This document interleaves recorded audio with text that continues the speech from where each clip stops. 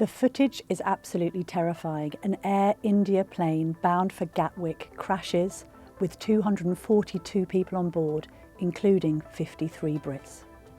We are going to discuss possible scenarios and the safety of the industry with aviation expert Professor Graham Braithwaite. One of the priorities is to recover anything like a flight data recorder so that you can get an instant readout about what was going on in the aircraft.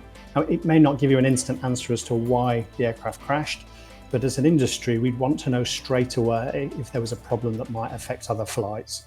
Well, let's go through what we know so far. An Air India flight bound for London Gatwick carrying 53 British nationals crashed in India's western city of Ahmedabad this morning. The Boeing 787-8 Dreamliner came down shortly after takeoff into a residential area, leading to a massive explosion. A partially intact plane was seen sticking out of the building, with thick black smoke rising over the city as people were pulled from the wreckage and taken away in ambulances. It had 240 people on board, including 230 passengers and 12 crew members. Of the 217 adults and 11 children, 169 were Indian nationals, 53 were Brits. There were 7 Portuguese and 1 Canadian, according to Air India. An Air India spokesman said in a statement on X, Flight AI-171, operating Ahmedabad to London Gatwick, was involved in an incident today, 12th of June 2025. At this moment, we are ascertaining the details and will share further updates at the earliest. The Foreign Office said officials were working with Indian authorities to establish the facts around the crash and provide support to those involved. The plane fell on a hostel building used by doctors. The Prime Minister Keir Starmer has spoken and said, the scenes emerging of a London-bound plane carrying many British nationals crashing in the Indian city of Ahmedabad are devastating. I am being kept updated as the situation develops, and my thoughts are with the passengers and their families at this deeply distressing time. Conservative leader Kemi Badenoch has described the news of the crash of an Air India plane bound for Gatwick Airport as heartbreaking. In a message on X, Mrs. Badenoch said, my thoughts are with all those affected, especially the families of those on board and the emergency teams responding to what appears to be a horrifying tragedy. Indian Prime Minister Narendra Modi has described the crash as heartbreaking beyond words. We've heard in the House of Commons from the Foreign Secretary David Lammy describing how the Foreign Office is handling the situation in India. My thoughts, and I'm sure those of the entire House, are with those who've been affected by the tragic plane crash in India this morning. We know that British nationals were on board, and Mr. Speaker, I can confirm that the FCDO is working urgently with local authorities to support British nationals and their families, and has stood up a crisis team in both Delhi and in London. We're joined now by Professor Graham Braithwaite, Director of Aerospace and Aviation at Cranfield University, Professor of Safety and Accident Investigation Central. Thank you so much for joining us today, Professor. At first glance, when you look at the footage, how would you describe what we can see? What does it seem as if the plane is doing? I think the first thing we see is obviously a human tragedy. The people who've lost their lives, their loved ones, the people who are affected by it is really where our hearts go. And as an industry, we do pride ourselves on our safety record. So when accidents like this happen, we take them incredibly seriously.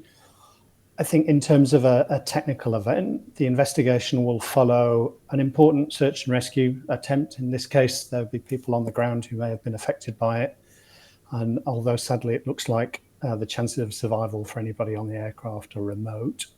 So when that investigation takes place, it will be led by an independent investigation agency, which is based in India. They will get the assistance of other countries such as the US, because that was where the aircraft was manufactured, and the UK because of the large number of nationals on board. And they will take a slow and painstaking approach to make sure that they recover all of the data. So the flight data recorders will always be very useful in a situation like this, radar data and so on. And they will clearly look at the accident scene to understand what happened. because I think it won't be a simple cause. It's usually a set of things that have gone wrong before an accident like this happens. And it is so important to get all of those pieces right so that we can make changes to prevent similar accidents happening in the future. I'm sure you'll be reluctant to speculate, I'd understand, but from what we've seen of the footage, it looked to me as if the plane was descending in such a way that it was attempting to land. Its nose was sort of sticking up. Is there anything you can tell from the footage of what you can imagine the plane might have been trying to do in those last few moments? So from the information that's been shared, this aircraft is just after takeoff. And when an aircraft takes off, one of the things you're trying to do is accelerate away. So the speed you take off from the runway is critical, but then you continue to accelerate. And you've got various things on the aircraft to make it fly better at a slower speed. So the flaps are the parts of the wings that help it gain enough lift to climb. And the undercarriage is partly working against you, which is one of the reasons that you'd expect the undercarriage to come up soon after an aircraft takes off. Now, seeing the undercarriage down doesn't tell you that that's necessarily the problem. It might tell you that whatever the problem was, the crew were so focused on dealing with that they hadn't retracted the gear. It's not going to stop it flying. It's not going to cause it to descend. So something is causing that aircraft to lose altitude. The nose being held up is part of it trying to climb away. So if there was an engine failure, if there's an issue with the configuration or the weight of the aircraft, then those are all possible scenarios. And the investigators would want to work out, is it one of those things? Is it several of those things? And if so, how did that present itself? But I think looking at how close it happened to the runway, then as the aircraft took off, then I would imagine the crew are straight into dealing with an emergency. Now, that emergency may well be one of the things that they practice. So when pilots go into the simulator, one of the very common things to practice is what happens if one of your two engines fails on takeoff. And even if an engine failed, which could be mechanical, it could be a bird strike, then the other engine is still enough for it to climb. So you'd still expect it to be able to escape the airport and then make a safe landing. So it's one of those scenarios where there'll be multiple things that will have contributed. We note that the captain in this case, Samit Subharwal, he has 8,200 hours of flying experience. He's got a co-pilot, First Officer Clive Hundar, again more than 1,000 hours in the air. So you're saying, Professor, that they will have practiced this kind of nightmare scenario, particularly when it comes to those crucial first 5 minutes after takeoff? Absolutely. So it'll be the thing that you practice in initial training is what happens if an engine fails, even if somebody was learning to fly in a light aircraft. It's one of the early things you train for because takeoff is a critical stage of flight. Approximately 13% of accidents involving commercial aircraft happen in that phase, and it accounts for about 18% of the fatalities. But bear in mind that risk is actually incredibly low. And whilst that's little comfort to those who've been affected by this accident, actually it shows just how much the industry puts into managing that risk, whether it's with technology or whether it's training. But certainly the threat that comes from there being a problem just as you lift off the runway is one of those risks that's managed in different ways. And training for an engine failure on takeoff is one of those examples. When a plane has taken off, and there is a disaster like this, and there is what they call a hull loss, what are the chances of survival for the passengers on the plane? I think tragically looking at the scene, they would be relatively low because the aircraft has climbed to some altitude and it's crashed into a built-up area. And of course, we hope and pray that I'm wrong on that. We've done a lot to make air crashes more survivable.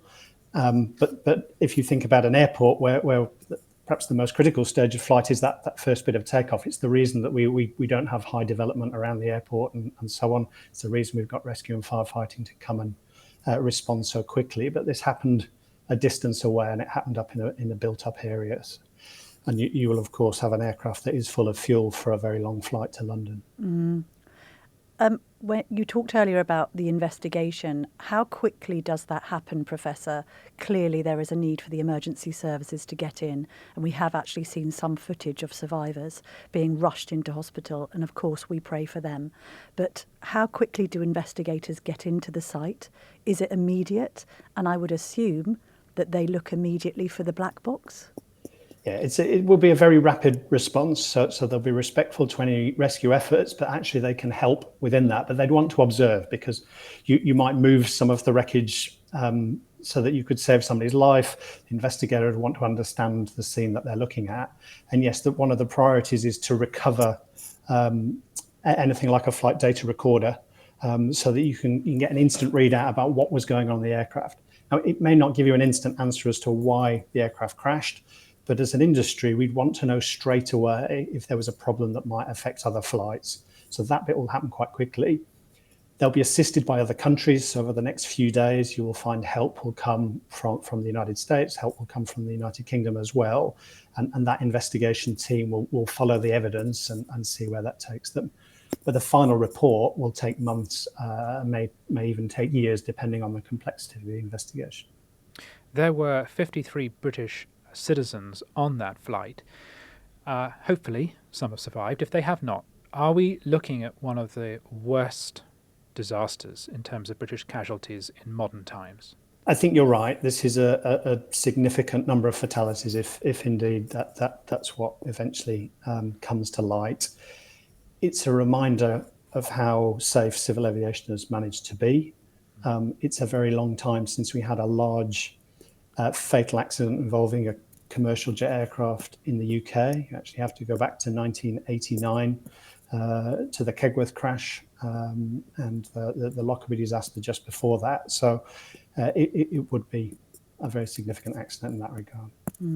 I mean, to be reminded of the Lockerbie crash, of course, 11 residents of Lockerbie were killed on the ground, but on that Pan Am flight, 43 Britons were killed. If we look to the plane, Professor, the Boeing 7878 Dreamliner, is that a plane that's never had a crash before? What's the history of aviation safety when it comes to that particular aircraft? So the 787 is the most modern design in the Boeing fleet. It's been in production since 2012 as the first aircraft to be delivered. And it has an unblemished safety record. There's been no hull losses and there's been no fatal accidents involving that aircraft. It's very well liked by its operators as a reliable aircraft. The aircraft was introduced in 2009 and more than 1,000 have been delivered to dozens of airlines. What do we know, though, about this specific plane? Do we know much yet about its age, how long it's been in the fleet? So my understanding is this aircraft is about 11 years old, which does not make it an old aircraft in international aviation terms. I believe it is powered by GE engines. And so that just tells you that there will be people involved in the investigation to help, coming from the manufacturer of Boeing, but also maybe from the engine manufacturer as well. But quite quickly, you might rule out what this accident isn't. So the fact that these people are involved doesn't necessarily tell you that was a cause. Obviously, Air India will be involved as well, but that investigation will be led by an independent safety investigation bureau in India, and their purpose is not to find blame or liability. Their purpose is to find out what we can learn in terms of aviation safety. And what do we know about Air India, Professor, in terms of its own reliability and safety? So Air India has a very good reputation. It was one of the original signatories of what's called the International Air Transport Association Safety Leadership Charter, which was initiated just a couple of years ago by IATA for the airlines who are doing really, really good things around safety management. They submit themselves not just to audit by their own regulator, but also by an international standard. It's called IOSA, the IATA Operational Safety Audit. That gives another independent audit into the airline. And I know they put a huge amount of work into safety management. It's reflected in the aircraft types they operate. They have modern aircraft in the fleet as well. So their safety reputation is good. What can you tell us about Ahmedabad Airport, which I'll just add is located in the Prime Minister of India's home region of Gujarat? It's not an airport I'm familiar with, so I couldn't really tell you that. I think whether another aircraft was involved, I don't know. And if assuming that's ruled out quite quickly, then the traffic volume probably wouldn't tell you very much about what might have happened here. But every one of these is a strand that an investigator would want to look at, even if it was to rule it out quickly. There has been an exponential rise, Professor, I believe, in air travel in India.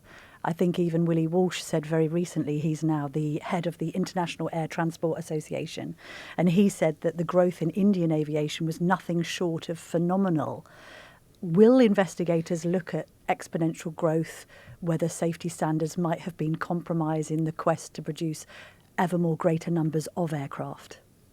So you're right about growth, and growth can have implications in terms of the supply of pilots or engineers or air traffic controllers and so on. And investigators will look at the causes that were there on the day, and then they will keep going. They like to keep asking the question why. So if we find there was a technical issue, then why did that technical issue occur? If the way in which the crew reacted to it was different to how you might have expected, then why might that be? So they will go all that way, and they will be unafraid to look at whether there are what we call deeper systemic causes, the role the regulator plays or the role that the infrastructure plays and so on. Of course, they will look at that because their aim is not to pin blame on someone. Their aim is to find, well, where's the learning that would help the whole industry to be safer as a consequence of this. So yes, you're right. They would definitely look at all of those levels. I'd like to ask on a personal note, I am very, very frightened of flying. I have to do it a lot. I hate doing it. And when I see this sort of thing happen, it triggers me. And I think, that's it. I'm not getting on a plane again. What would you say to someone like me? That first of all, I absolutely understand that that's how you might feel. And aviation isn't inherently safe. We do something that's quite unnatural. We have to work very hard to make it safe. And we do that through technology. We do that through training. We do that through an approach to risk that's very open. So different manufacturers, different operators will share all of their lessons learned, the things that go wrong, the things that go right as well. And as a consequence, the accident record shows that it is an incredibly safe thing to do. But when an accident happens, it's a very high profile event. So tragically, a large number of people have lost their lives today. A larger number of people will probably be losing their lives in single accidents in cars or cycling and things like that. And we see that differently. So I would give you some reassurance that there's nothing I see that instantly suggests that there's an industry-wide problem here. But I understand how hard as an industry we have to continue to work to reassure people that what we're doing to manage risk is sufficient, and we can never be complacent about that. We always have to do more.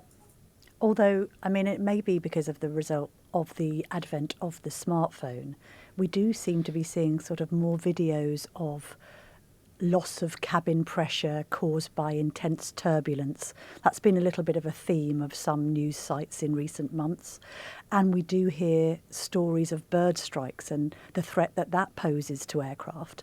Is that just a case of such incidents being overrepresented because we're visually seeing them more, or is there something in that? I think that's part of the story, that we do see them more. They're more accessible. We see people stagger out of accidents and somehow want to film them even before they've got to safety. So there is definitely a rise in that. It's against a backdrop of an industry that is very busy. There's more flights. So although I might reassure you by saying that the accident rate continues to go down, if we're flying twice as much, then that has an effect on the overall number of accidents. I think there are certain things like the effect of extreme weather that we are seeing an increasing threat from. Again, we see that as an industry, we recognise that, and we're doing things to manage that. So again, that complacency cannot simply be that we've dealt with a stable situation. There are new hazards, there are new threats that we're constantly trying to keep up with as an industry to make sure we maintain the expectation of safety. There were serious problems, weren't there, with the Boeing 737 MAX after there were two hull losses involving that Lion Air Flight 610 and Ethiopian Airlines Flight 302. That was a new plane that highlighted serious concerns about the industry itself and whether or not it was reacting to the pressures correctly. That was a very troubling story. And again, speaking personally, I've been making a point of flying on 787s precisely because of their safety record.